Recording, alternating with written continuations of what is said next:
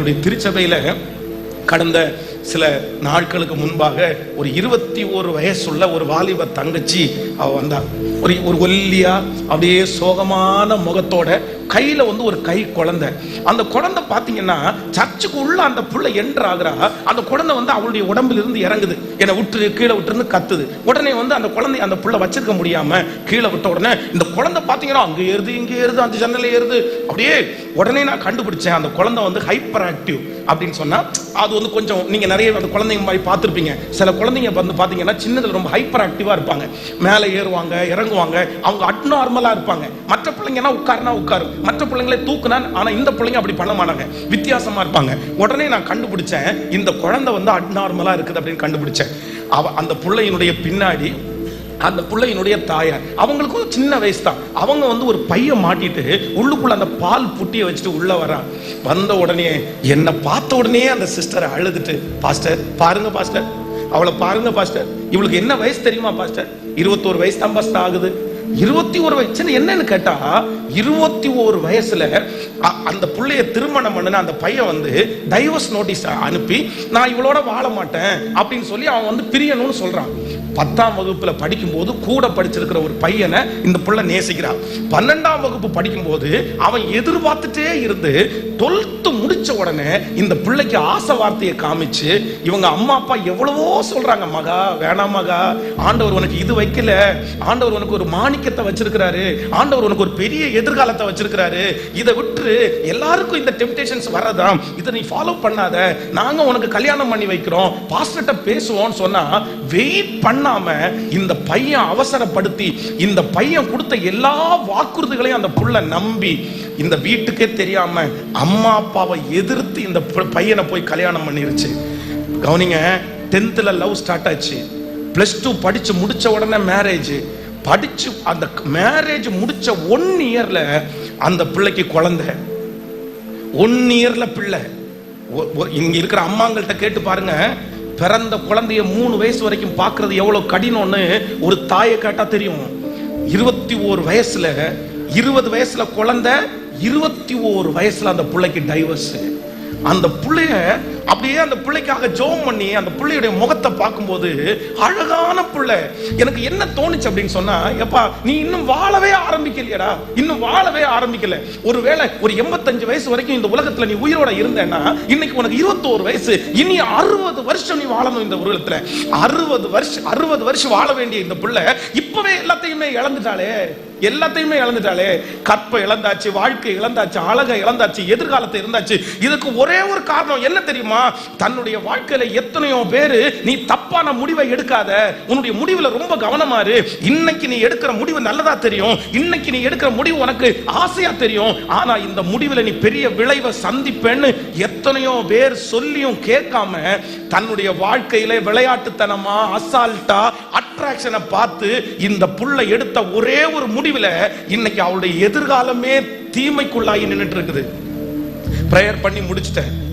அந்த பிள்ளை ஓடி போய் அந்த பிள்ளைய தூக்குது, வாப்பா பாஸ்டர் ஜெபம் பண்றாரு, போய் ஜெபம் பண்ணுவோமா அப்படின்னு சொல்லி. அந்த பிள்ளை வரமாட்டேன்னு சொல்லுது.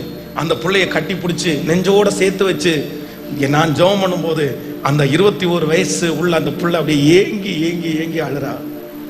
உண்மையிலே அதை பார்த்துட்டு என்னால சந்தோஷப்படவே முடியல, அவ்வளவு வருத்தமா இருந்துச்சு. அப்படியே ஜெபம் பண்ணி முடிச்ச உடனே அந்த குழந்தை வந்து ரொம்ப குறும்படுறதுனால கிள்ளிட்டா, அந்த குழந்தைய கிள்ளிட்டா. பாஸ்டர் ஜெபம் பண்றாருல, நீ கொஞ்சம் அமைதியா இருக்க வேண்டியதானே. அந்த பிள்ளை ஓடு கத்துது. உடனே அவங்க அம்மா அந்த பால் புட்டியில இருந்து எடுத்து அந்த பால் புட்டியை அந்த பிள்ளைகளுடைய வாயில வைக்கும்போது அது தூக்கி விசிறடிக்குது. அப்படியே 2 பேரும் அந்த அம்மாவுக்கு வந்து ஒரு 45 வயசு இருக்கும். 45 வயசு அம்மா, சரி சரி பிள்ளைய என்கிட்ட கூடு சாமி அப்படின்னு சொல்லி அந்த பிள்ளைய வாங்குது.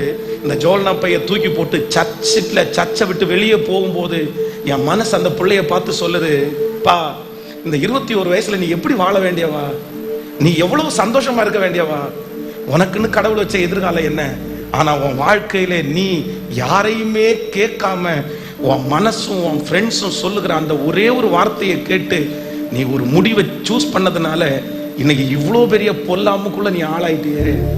இந்த வாலிபர் கூட்டத்தில் இந்த சத்தத்தை கேட்கிற யாரோ ஒரு மகனிடத்துல பேசுறாரு, மகன் உன்னை நான் ரொம்ப நேசிக்கிறதுனால பேசுறேன், இதே பட்டணத்துல நான் வாழ்ந்த வேண்டாம், இதே பட்டணத்துல நான் பிச்சை எடுத்த வேண்டாம், இதே பட்டணத்துல ஒவ்வொரு தெருவா போய் வீட்டினுடைய வறுமை தாங்க முடியாம பழைய பிளாஸ்டிக் பொருட்களை வீடு வீடா பொறுக்கினவன் நானு. இதே டிஸ்ட்ரிக்ட்ல அருமனையில 10th படிக்க முடியாம டுட்டோர்ல இருந்து ரிஜெக்ட் பண்ணப்பட்டவன் நானு. 10th எங்க சார் எழுத நீ மேக்ஸ் சார் தான் கிளாஸ் சார், நீ 10th எழுதுறதுக்கு லாய்க்கல, நீ எழுதுனா கண்டிப்பா ஃபெயில் ஆயிருவ அப்படின்னு சொன்னோன்னா அவனுடைய காலில் கட்டி பிடிச்சி எப்படியாவது 10th மட்டும் எழுத விடுங்க சார், நான் ஃபெயில் ஆனா கூட பரவாயில்ல சார், நான் இவ்வளவு தூரம் படிச்சுட்டு 10th எழுதலைன்னா நல்லா, அப்படி கெஞ்சினவன் நானு. ஆனா உண்மையிலே இன்னைக்கு உனக்கு முன்னாடி நிற்கும் போது ஒன்று மட்டும் சொல்றேன், ஒரு முடிவை எடுக்கிறதுனா நீ ரொம்ப கேர்ஃபுல்லா எடு. ரொம்ப இந்த ஜெபத்தில் இருக்கிற யாரோ ஒருத்தர் உன்னுடைய கண்ணுக்கு இன்பையா நீ எடுக்க போற இல்ல மக முடிவு, நீ எடுக்க போற இல்ல மக முடிவு, உங்க அப்பாவை எதிர்த்து, உங்க அம்மாவை எதிர்த்து, உங்க பாஸ்டரை எடுத்து, ஆண்டவரையே எதிர்த்து உங்ககிட்ட ஆண்டவர் நிறைய டைம் பேசி இருப்பாரு, நிறைய டைம் சொல்லி இருப்பாரு, நீ விரும்பாட்டா கூட பேசி இருப்பாரு, நீ ஆசைப்படா கூட உன் மேல ஆண்டவர் வச்ச கிருபை, உங்க அம்மா ஜெபம் பண்ண ஜெபம், உங்க அப்பா வடிச்ச கண்ணீர், ஏதோ தெரியல ஆண்டவர் உன் மேல வச்சிருக்கிற அந்த பாசத்தினாலதான் நீ ஒவ்வொரு டைமும் தப்பு பண்ணும் போதும், நீ ஒவ்வொரு டைமும் ஆண்டவரோட தூரம் போகும் போதும் உன் பக்கத்துல வந்து உனக்காகவே இருக்கிறாரு. வேண்டாம் வேண்டாம் வேண்டாம். சில காரியங்களை வந்து விளையாட்டுத்தனமா தம்பிங்க மகன்கள் எல்லாம் கேளுங்க. சில நேரத்துல நீ ஒருவேளை நான் சொல்றது உனக்கு பிடிக்குதோ பிடிக்கலையோ, நீ இந்த எண்ணத்துல இருக்கிறியோ இல்லையோ எனக்கு தெரியல, ஆனா ஒண்ணு மட்டும், நீ எவ்வளவு நீ சம்பாதிச்சாலும், எவ்வளவு பெரிய நிலைமையில இருந்தாலும் ஆண்டவரை விட்டுட்டு உன்னால இருக்க முடியாதுடா. அந்த வாழ்க்கை வெற்றியாகவும் இருக்காது.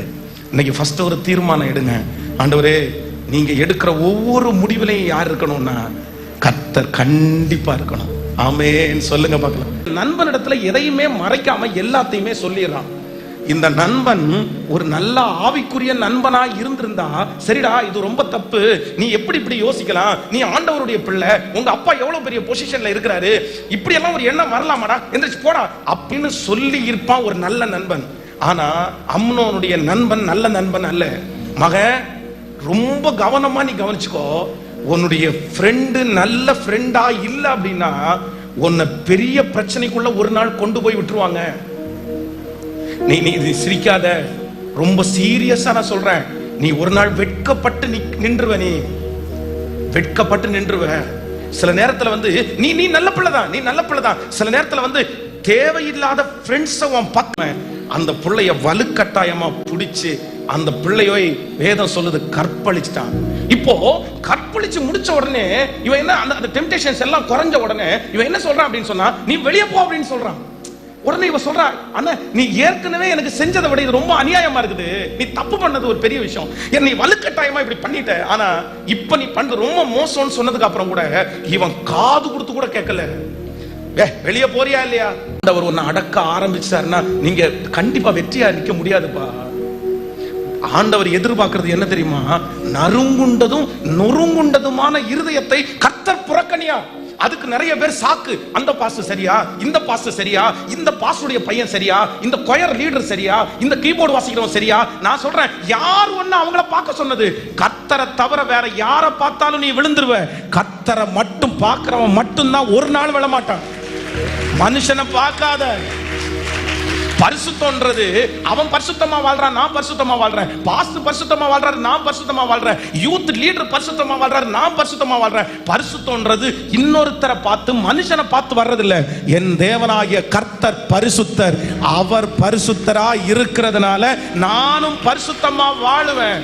யோசேப்புனுடைய சகோதரர்கள் ஆட்டை திருடி சாப்பிடும் போது அத்தனை பேரும் வாடா ஒரு துண்டு எடுத்துக்கடா நீ என் கூட சாப்பிடுறான்னு சொல்லும் போது அத்தனை அண்ணன் தம்பி தப்பு பண்ணும் போது தப்பு பண்ணாத இருந்த ஒரு யோசேப்பை தான் கர்த்தர் தெரிந்து கொண்டு எகிப்திற்கு அதிபதியா மாத்தினாரு.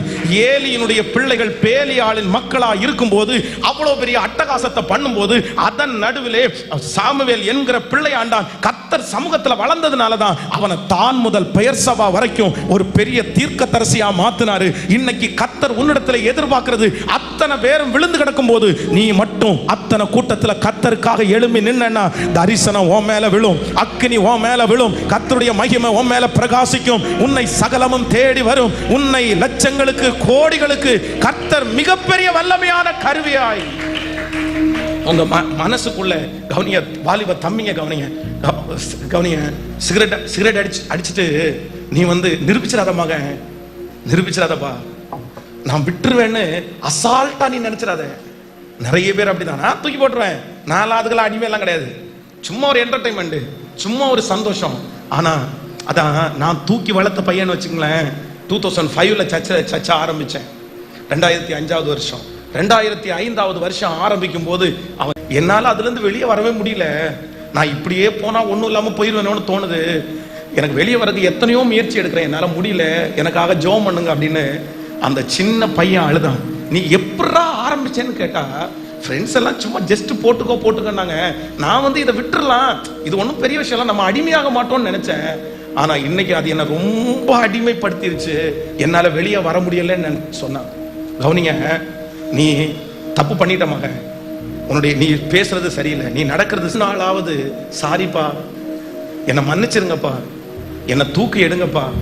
சரி, அம்மாவை இவ்வளவு வார்த்தையினால திட்டுனியேம்மா, அவங்க செஞ்சு கொடுக்குற சாப்பாடு தானே நீங்க சாப்பிடுறீங்க. ஒரு நாளாவது உங்க அம்மாட்ட போயிட்டு, உன்னை நான் என்னதான் இருந்தாலும் திட்டி இருக்க கூடாது மம்மி, சாரி மம்மி, நீ வருத்தப்படாதீங்க. இந்த மனசு உங்களுடைய இருதயத்தினுடைய கடினம் உங்களை ஒன்றும் இல்லாம போக பண்ணும். இப்ப கூட சொல்றேன், உன் மேல பாசத்தை மட்டும் வச்சுதான் நீ எப்படியாவது ஆண்டவருக்காக நிக்கணும்ன்ற ஒரே அன்போட தான் இந்த பலிபீடத்துல நான் நின்றுட்டு இருக்கிறேன். கண்டிப்பா நின்றுட்டு இருக்கிறேன். வேற நோ எக்ஸ்பெக்டேஷன், ஒரு எதிர்பார்ப்பு கூட எனக்கு இல்லை. ஆனா இப்ப நான் பேசிட்டு இருக்கும் போது கூட உன் மனசு இறங்கலன்னா, உன்னை பற்றி நிறைய பேருக்கு தெரியாது. நீ வெளியில நடிக்கிற, நீ வெளியில நல்ல பிள்ளை, நீ வெளியில உன்ன மாதிரி பரிசுத்தம் உள்ள பிள்ளை எதுவுமே இல்லை. ஆனா யாருமே தெரியாத இடத்துல உன் வாழ்க்கை சாக்கடை, உன்னையே நீ வெறுக்கிற அளவுக்கு மோசம். நீ உன்னை அருவருப்பான்னு நினைக்கிற. நீ செஞ்ச காரியத்தை மட்டும் வேற யாராவது கண்டுபிடிச்சாங்கன்னா உன்னை அவ்வளவு கேவலமா பார்ப்பாங்க, உன்னை நாய் மாதிரி கூட மதிக்க மாட்டாங்க. ஆனா ஆண்டவர் உன் மேல வச்ச பாசம், ஆண்டவர் உன் மேல வச்ச விருப்பம், ஆண்டவர் உன் மேல வச்ச தரிசனம், அந்த ஒரு காரணத்திற்காக யார் முன்னாடி உன்னை காமிச்சு கொடுக்காம, யார் முன்னாடி உன்னை விட்டு கொடுக்காம, நீ செஞ்ச தப்பெல்லாம் மறைச்சு உன்னை பத்திரப்படுத்தி இதுவரைக்கும் உன் பேரை கெடுக்காம கர்த்தர் பாதுகாத்திருக்கிறார்ல. ஒரு நாளாவது அவருக்கு முன்னாடி போய் நின்னு சாரிப்பா சாரிப்பா சாரிப்பா, ஒருவேளை கேட்கலன்னா ஏதாவது ஒரு வார்த்தை ஆசையா, ஏதாவது ஒரு வார்த்தை ஆசையா, நொறுங்குண்டதும் நறுங்குண்டதுமான இருதயத்தை கர்த்தர் புறக்கணிக்க மாட்டார். கர்த்தர் புறக்கணிக்க மாட்டார். நீ ஆண்டவரை தேடுற வரைக்கும் அது கண்டிப்பா சரியாகவே சரியாகாது. நீ கர்த்தருடைய சமூகத்துல வந்து நிற்கிற வரைக்கும் அந்த புயல் ஓயவே ஓயாது. கைய மேல உயர்த்தி சொல்லுங்க பார்க்கலாம்.